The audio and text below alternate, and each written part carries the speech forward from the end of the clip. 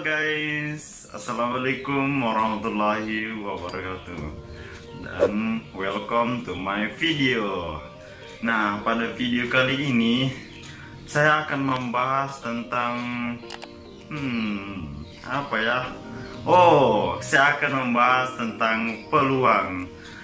Teman-teman mungkin sudah tidak asing ya dengan kata peluang ini. Nah, baiklah, untuk lebih jelasnya dan lebih memahami apakah sih itu peluang, mari kita masuk pada video pembahasannya.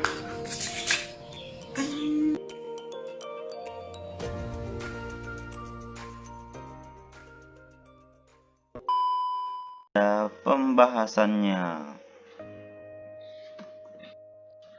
peluang. Yang pertama yang akan kita bahas di sini yaitu tentang definisi dari peluang itu sendiri. Apa sih itu peluang? Peluang atau probabilitas adalah sebuah kesempatan. Ini menurut definisi secara umum. Nah, dalam matematika, peluang diartikan sebagai kemungkinan yang mungkin terjadi atau muncul dari sebuah peristiwa. Bisa kita ulang bahwa peluang adalah kemungkinan yang mungkin terjadi. Munculnya peluang kejadian tertentu dari suatu peristiwa dalam matematika diukur menggunakan tingkatan angka. Biasanya kemunculan sebuah peluang berada di rentang nilai antara 0 sampai 1. Maksud dari nilai 0 di sini bahwa peluang suatu kejadian itu atau peluang suatu kejadian peristiwa itu tidak terjadi, tidak pasti terjadi. Nah, kalau nilai 1 atau angka 1 ini berarti peluang suatu kejadian itu benar-benar terjadi atau pasti terjadi. Nah, kamu bisa melihat kemungkinan terjadinya peluang di bawah ini. Jadi, peluang suatu kejadian itu terjadi itu berada di antara 0 sampai 1. Jadi 0 itu untuk kejadian yang tidak terjadi, peluang kejadian yang tidak terjadi, dan 1 itu peluang kejadian yang terjadi. Nah, selanjutnya yaitu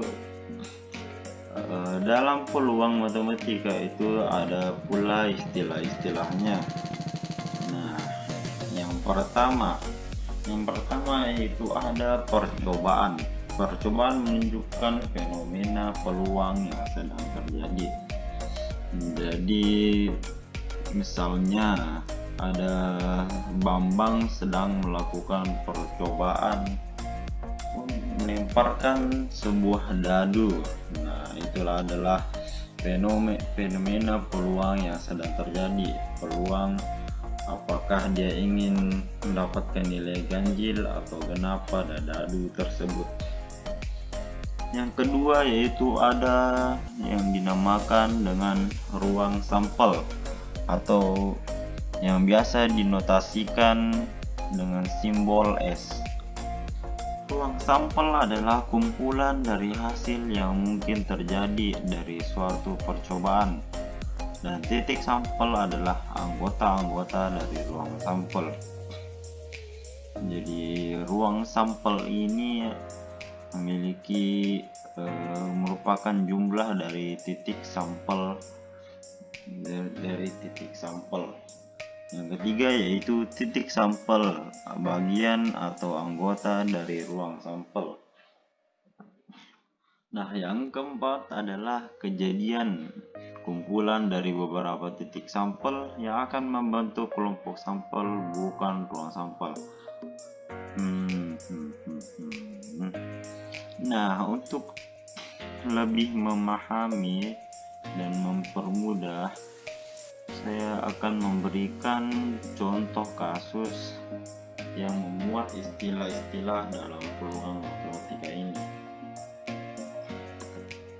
Nah, kita misalkan pada contoh pertama.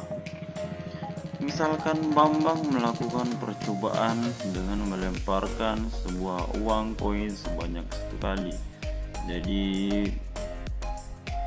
fenomena yang terjadi di sini adalah si Bambang sedang melakukan percobaan dengan melemparkan sebuah uang koin sebanyak 1 kali. Munculnya angka pada pelemparan ini kita misalkan dengan A. Kita inisialkan angka dengan A supaya lebih mudah dan lebih efisien. Sedangkan gambar kita misalkan dengan G. Gambar G untuk gambar. Kejadian yang terjadi pada pelemparan koin adalah angka dan gambar. Jadi kemungkinan si Bambang ini akan mendapatkan angka ataupun dia akan mendapatkan gambar. Nah, setiap kejadian yang munculnya mata koin ini disebut titik sampel. Jadi ini dinamakan titik sampel, dimana kejadian yang munculnya salah satu mata koin atau mata koin itu sendiri itu disebut titik sampel. Jumlah titik sampel yang terjadi pada percobaan pelemparan sebuah koin adalah ruang sampel. Jadi jumlah dari titik sampel ini A dan G adalah ruang sampel. Dalam penulisannya, ruang sampel pada percobaan pelemparan sebuah uang koin adalah NS. N itu untuk banyaknya dan S itu notasi untuk ruang sampel itu sendiri. Jadi banyaknya ruang sampel atau jumlah dari titik sampel itu sendiri sama dengan 2. Nah, selanjutnya yaitu kita akan masuk pada peluang kejadian atau biasa dinotasikan dengan simbol PK. Adapun rumus dari peluang kejadian yaitu PK sama dengan NK atau banyaknya kejadian per banyaknya anggota dalam ruang sampel.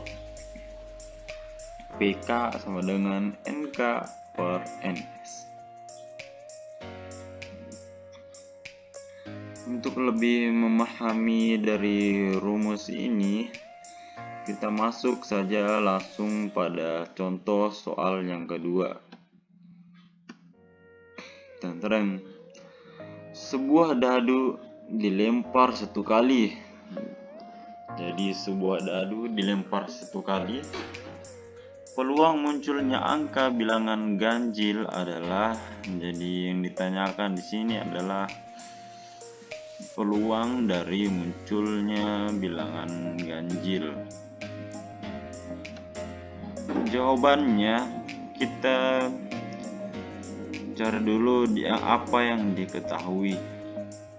Seperti yang kita ketahui bahwa mata dadu itu kan ada 6.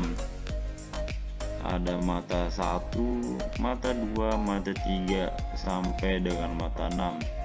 Maka banyaknya titik sampel yang ada di sini atau ruang sampelnya sama dengan 6. Nah, yang kedua yaitu munculnya angka ganjil atau kejadiannya munculnya angka ganjil pada mata dadu ini, titik sampel ini yaitu ada 3, yaitu 1, 3, 5. Maka NK-nya banyaknya angka ganjil yang muncul pada dadu ini adalah 3.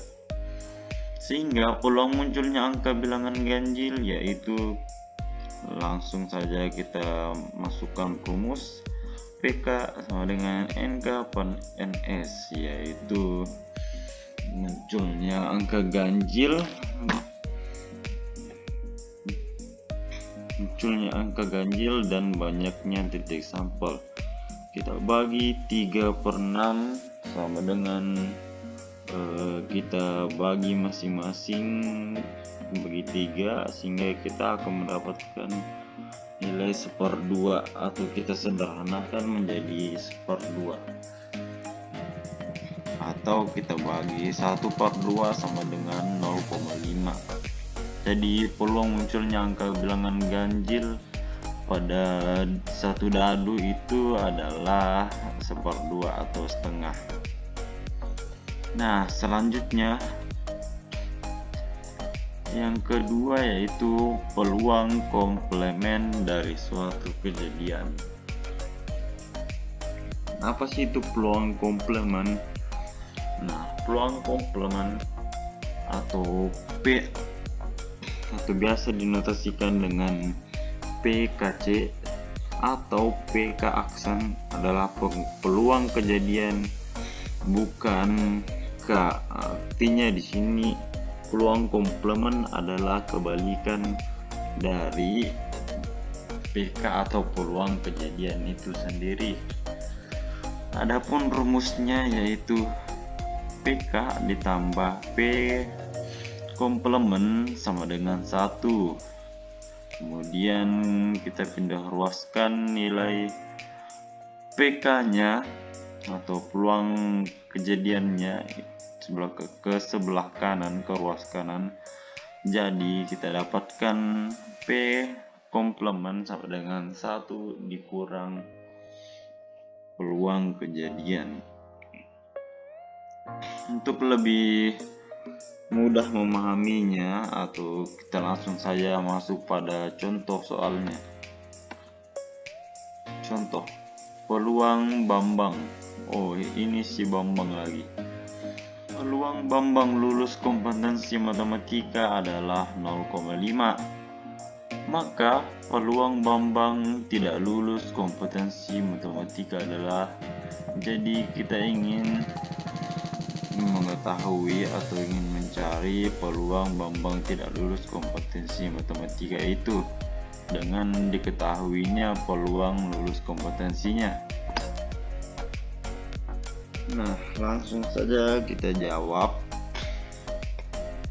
Kita tulis dulu, kita cari dulu apa-apa yang diketahui, yaitu kejadian Bambang lulus kompetensi matematika adalah 0,5.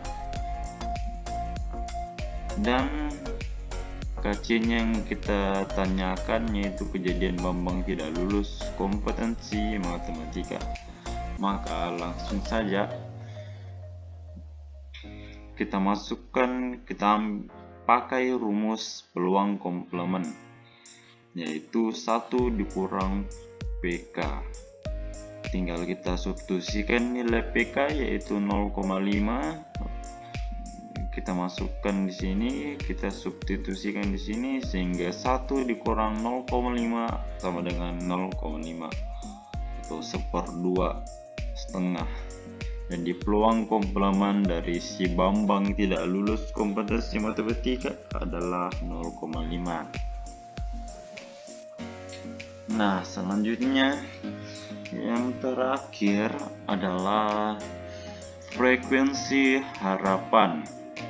Frekuensi harapan palsu. Oh, bukan ya, ini adalah frekuensi harapan. Apa yang dimaksud dengan frekuensi harapan? Frekuensi harapan adalah banyaknya kejadian yang diharapkan dapat terjadi pada suatu percobaan. Jika suatu percobaan dilakukan sebanyak n kali, jadi banyaknya percobaan yang dilakukan itu adalah n kali, dan nilai kemungkinan terjadi kejadian K setiap percobaan adalah peluang kejadian PK. Maka frekuensi harapan kejadian K adalah, nah, ini adalah rumus dari frekuensi harapan sendiri, di mana frekuensi harapan dinotasikan dengan simbol FHK. sama dengan N merupakan banyaknya percobaan yang dilakukan, dan PK itu sendiri peluang kejadian. Nah, untuk lebih memahami rumus ini, langsung saja kita gunakan pada contoh soal yang keempat atau contoh soal yang terakhir. Nah, si Bambang lagi ternyata. Si Bambang melempar dadu sebanyak 200 kali. Bodoh, capek dia ini melempar dadu sebanyak 200 kali. Maka frekuensi harapan munculnya mata dadu bernilai genap adalah, jadi pertanyaannya di sini, yang ditanyakan di sini adalah frekuensi mata dadu yang bernilai genap. Harapannya yang bernilai genap itu berapa? Dengan diketahuinya si Bambang melempar dadu sebanyak 200 kali. Langsung saja kita jawab. Nah, seperti yang kita tahu sebelumnya adalah satu dadu itu memiliki 6 mata, dimana ada mata 1, mata 2, mata 3 sampai mata 6. Jadi jumlah titik sampelnya atau ruang sampelnya sama dengan 6. Nah, peluang untuk mendapatkan bilangan genap itu ada 3 pada satu dadu, yaitu 2, 4, dan 6. Sehingga banyaknya peluang kejadiannya, peluang untuk mendapatkan nilai genapnya adalah 3. Nah, selanjutnya itu N-nya, nilai N-nya yaitu sebanyak berapa kali dia melempar. Sebanyak berapa kali si Bambang melempar. Sebanyak berapa kali percobaan yang dilakukan. Jadi N-nya itu banyaknya lemparan, yaitu sama dengan 200 kali. Yang pertama yaitu kita akan mencari nilai PK-nya dulu. Nah, nilai PK-nya itu kan seperti yang kita tahu sebelumnya adalah pembagian antara NK dan NS. Langsung saja kita masukkan pada rumus, langsung kita substitusikan nilai NK-nya sama dengan 3 dan NS-nya sama dengan 6. Jadi 3/6 kita masing-masing kan bagi 3 sama dengan 1/2. Kita sederhanakan menjadi 1/2. Sehingga frekuensi harapan muncul bilangan genap adalah FHK sama dengan N dikali PK. N-nya tadi sama dengan 200 dan PK-nya sama dengan 1/2. Jadi tinggal kita kali 200/2 sama dengan 100 kali. Jadi kemungkinan frekuensi harapan Bambang untuk mendapatkan nilai genap pada sebuah dadu dengan melempar sebanyak 200 kali itu adalah 100 kali mendapatkan mata dadu bernilai genap. Oke, itulah slide terakhir dan materi terakhir juga. Nice. Nah, itulah tadi video dari saya, dan semoga bermanfaat bagi teman-teman. Apabila ada kesalahan kata atau ada kekeliruan di dalam materi saya, mohon dimaafkan. Assalamualaikum warahmatullahi wabarakatuh. Thank you.